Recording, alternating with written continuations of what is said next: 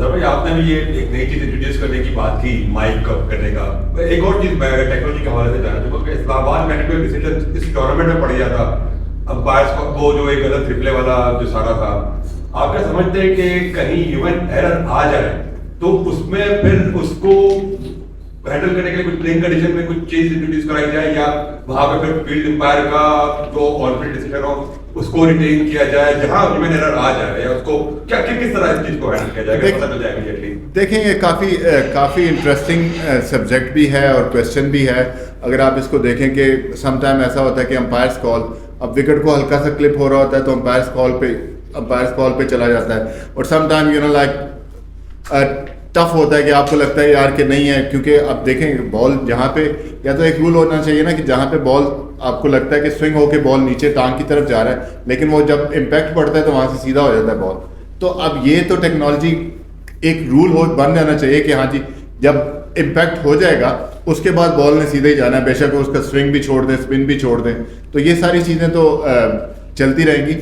हाँ, human error आपको umpire को एडवांटेज होना चाहिए, क्योंकि आप देखें रीप्ले में देखते हैं, 4 दफ़ा देखते हैं, थर्ड अंपायर भी देख रहा होता है, तो आई थिंक के मार्जिन ऑफ एरर अंपायर्स को मिलना चाहिए, क्योंकि उन्होंने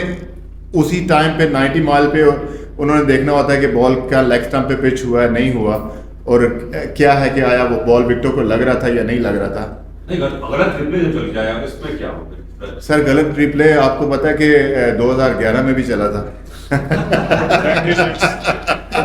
बड़ा गुड प्लेयर। मैं आपको पता हूँ कि 2011 में सईद अजमल वाला भी चला था, तो वो सामने की बजाय अंदर बॉल लगा था तो वो शो सामने हो गया था,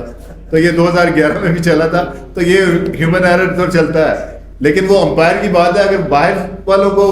वो मेरा नहीं ख्याल कि ऐसा होना चाहिए, जिनके पास बार बार देखने के बाद,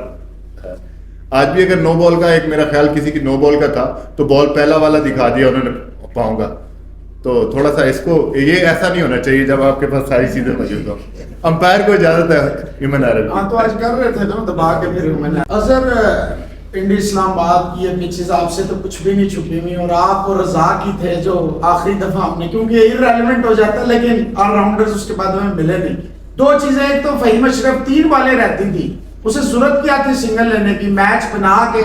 रुमान रईस को एक्सपोज कर दिया उसने। इमाद वसीम है, फिर आपने बात की है कि माइक होने चाहिए, इसका मतलब है शादाब खान जो है ना अपने ओवर पूरे कर सक रहा है, इमाद वसीम यही सारी क्रिकेट जैसे आपने खेली, सारी क्रिकेट इमाद वसीम ने पिंडी इस्लामाबाद में खेली, वो फिटिंग नहीं हो पा रहा, मतलब ना बॉलिंग में उस तरह का, ना बैटिंग में उस तरह का कंट्रीब्यूट कर रहा है। और शादाब खान ऐसा लगता है is doing too many things, मतलब उसे बैटिंग का ज्यादा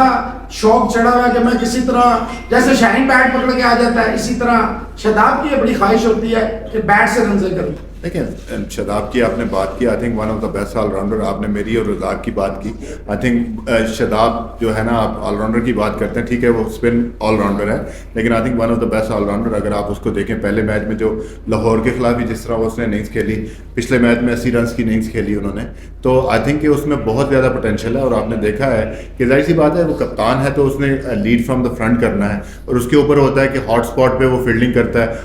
क्रूशियल टाइम पे वो बॉलिंग करने आता है, क्रूशियल टाइम पे वो बैटिंग करने आता है, तो डेफिनेटली उसके ऊपर सारा नज़रें उसके ऊपर जाती हैं। जहाँ तक आपने इमाद की बात की, इमाद को आज मौका था, उनसे पहले बॉल पे उन्होंने चौका मारा, उसके बाद स्लिप लग गई, तो जाहिर सी बात है कि प्लेयर के ऊपर नई फ्रेंचाइज में आए हैं, थोड़ा सा